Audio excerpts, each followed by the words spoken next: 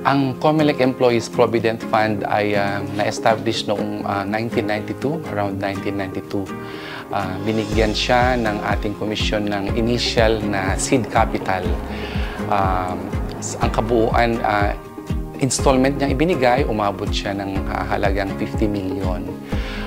Basically, ang mga services ni Provident Fund ay para matulungan ang mga members sa kanilang biglaang pangangailangan. Halimbawa, pang tuition, mga loans ang services niya basically.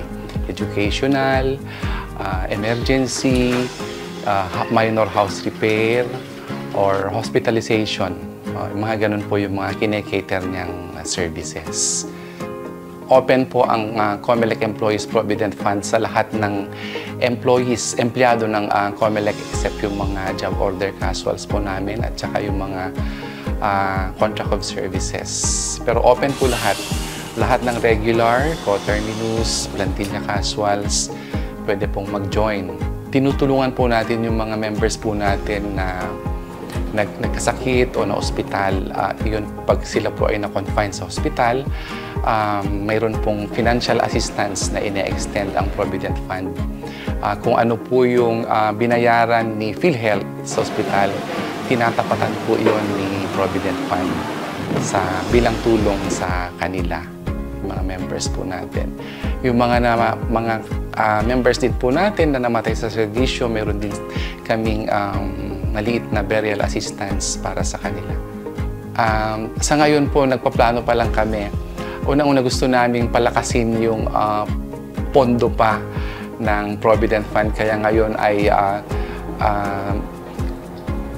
pwede na talagang mag-member at pwede nang mag-contribute, personal contribution mula sa members. Tapos bilang reward, ang galing kay Provident, pag nag-retire, mayroong parang dividendo na matatanggap si member kasama yung kanyang naibigay na premium payments.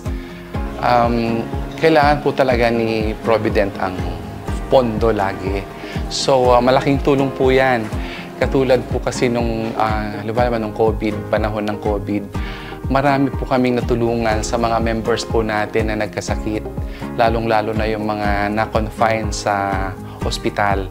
Kasi nga, binibigyan namin sila ng financial assistance. At yung mga namatay na rin while in the service, doon din namin kinukuha sa fund. So, yung maibibigay ninyo, it will go a long way para matulungan po yung mga members po natin. Lalong-lalo na po yung mga may immediate na pangangailangan. Pero actually, si Board of Trustees, sila yung nagde-decide.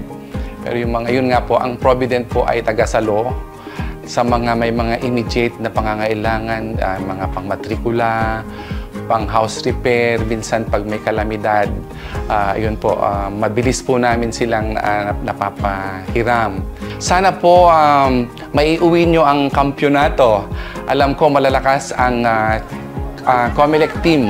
May mga kakilala po kasi ako na talagang malalakas po na mga members. Good luck po sa inyo at manalo matalo, mabuhay po kayo.